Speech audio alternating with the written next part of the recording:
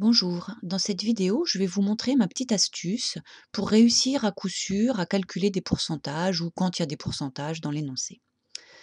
Alors, avant de commencer, je voudrais vous rappeler qu'un pourcentage, par exemple quand on dit 54%, c'est une fraction, c'est 54 centièmes, 54 sur 100, c'est une proportion.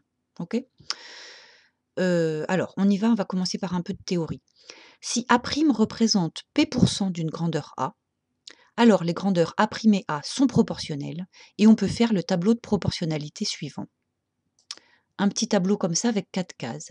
C'est ça mon astuce en fait, c'est que moi je construis toujours ce petit tableau en mettant 100 ici en bas à droite. Et je mets le pourcentage au-dessus. D'accord? Donc là voilà ma fraction sur 100. Si par exemple j'ai 54%, mais il est là, 54 sur 100. Et dans ma première colonne, je mets les quantités A' et A. A', c'est ce qui correspond à P%, donc je le mets là, en face du P.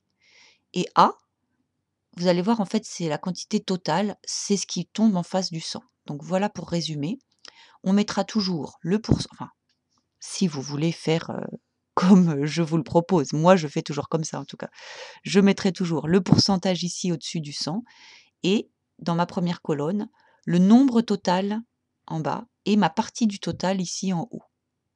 Ça me fait toujours comme deux fractions, deux quotients A' sur A qui est égal à P sur 100. Alors, c'est peut-être pas encore très clair, mais on va faire 3 exemples qui vous permettront, à la fin de la vidéo, j'espère, de réussir tous vos petits calculs de pourcentage. Voilà mon premier exemple. L'effectif total d'un collège est de 440 élèves. 65% des élèves sont demi-pensionnaires. Quel est le nombre d'élèves demi-pensionnaires dans ce collège? Alors, mon petit tableau, je vous ai remis ici la petite théorie et on va essayer de compléter ces 3 cases avec les nombres de mon énoncé.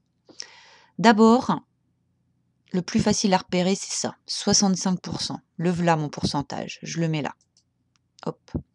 Maintenant, la petite difficulté, c'est de savoir si 440 élèves là, c'est un total ou c'est une partie du total. Donc là, vous avez bien compris que mes grandeurs là, A' et A, ces deux grandeurs-là, ici, ça compte des élèves, hein, ce sont des nombres d'élèves. Eh bien, il suffit de bien relire l'énoncé et là, on voit, il y a le mot total qui apparaît. Donc l'effectif total d'un collège est de 440 élèves. Donc il tombe ici mon 440. Et quel est le nombre d'élèves demi-pensionnaires dans ce collège? C'est ce qu'on cherche. Et vous êtes d'accord que le nombre d'élèves demi-pensionnaires, c'est bien une partie du nombre total d'élèves. Alors voilà, comme on vous a dit au début que tout ça c'était proportionnel, il suffit de faire un produit en croix pour se terminer, pour s'en sortir. Donc je vous renvoie aux vidéos sur la proportionnalité pour le détail du pourquoi et du comment des produits en croix. Je vous rappelle juste ici qu'on multiplie les deux nombres qui sont dans ma diagonale complète là et qu'on divise par celui qui est tout seul dans sa diagonale. Ça donne donc 440 fois 65 divisé par 100. On trouve 286. Il y a 286 élèves demi-pensionnaires dans ce collège. Voilà, on a fini. Je vais juste vous montrer ici quelle proportion ça représente. Hein. Visuellement, j'ai dessiné 100 petites cases blanches et j'ai colorié 65 cases. C'est ce qu'on fait en sixième hein, quand on vous demande de colorier cette fraction, par exemple, 65 centièmes. Voilà, c'est ça, 65 centièmes. C'est 65% de mon total. Et c'est égal à 286 sur 440. Si dans le même carré, j'avais découpé en 440 petites cases et que j'avais colorié 286 petites cases, ça représenterait exactement la même proportion. OK pour ce premier exemple. Donc pour le deuxième exemple, je vais toujours utiliser ceci. Dans une entreprise, les 320 techniciens représentent 80% des salariés. Et on vous demande quel est l'effectif total de l'entreprise. Alors, pareil, on essaie de compléter ce petit tableau. Ici, on repère aussi facilement qu'il y a un pourcentage dans l'énoncé, 80%. Donc on le met dans ma case pourcentage. Voilà, 80%. Les 320 techniciens, est-ce que c'est le total ou est-ce que c'est une partie du total? Alors, relisez bien, dans une entreprise, les 320 techniciens représentent 80% des salariés. Les 320, ils représentent 80%. C'est pas le total, ça. Sinon, ils représenteraient 100%. Donc les 320, on les met là, en face de 80%. Et on vous demande en plus, ça vous confirme que vous n'êtes pas trompé, quel est l'effectif total de l'entreprise. Donc c'est bien ça qu'on vous demande, c'est bien le total. Donc voilà.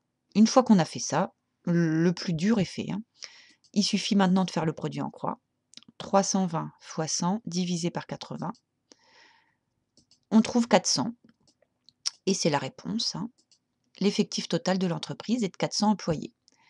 À nouveau, pour que vous y visualisiez bien, j'ai colorié là 80 cases parmi mes 100, c'est ça 80%. Et on peut dire que 80 sur 100, c'est égal à 320 sur 400. D'accord? C'est ça, c'est la même proportion.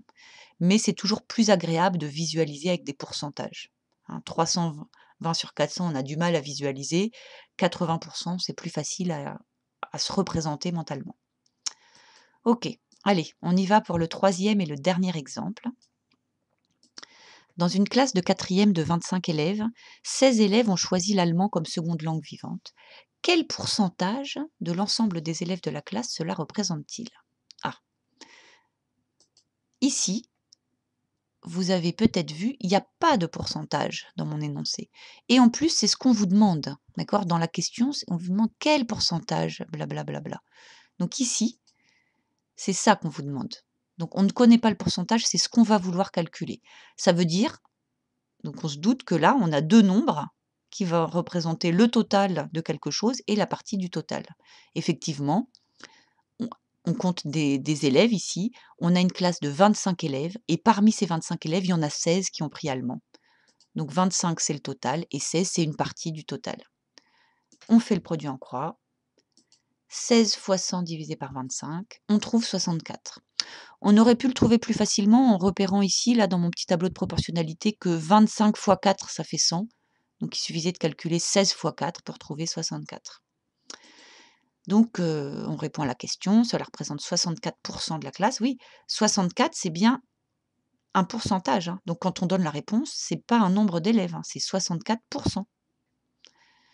Et ça représente ça, 64%, hein, 64 centièmes. Et c'est égal à 16/25e. Voilà. J'espère que ça vous donne, comment dire? Cette petite technique, j'espère que vous allez essayer de l'utiliser quand vous allez vous retrouver avec des petits problèmes de pourcentage. Donc voilà ce qu'il faut retenir, hein. C'est ça, ma petite astuce. Toujours me ramener un petit tableau de proportionnalité avec 100 ici, le pourcentage et là, la partie du total en haut qui correspond à mon pourcentage et mon total en bas qui correspond à mon 100%. Ces 2 nombres-là, c'est toujours des nombres de la même grandeur, hein. Ça compte la même chose, hein. Ça peut être des nombres de quelque chose, ça peut être des masses, ça peut être n'importe quelle grandeur, mais c'est la même grandeur. OK, bah, écoutez, bon courage et entraînez-vous bien. C'est fini pour aujourd'hui.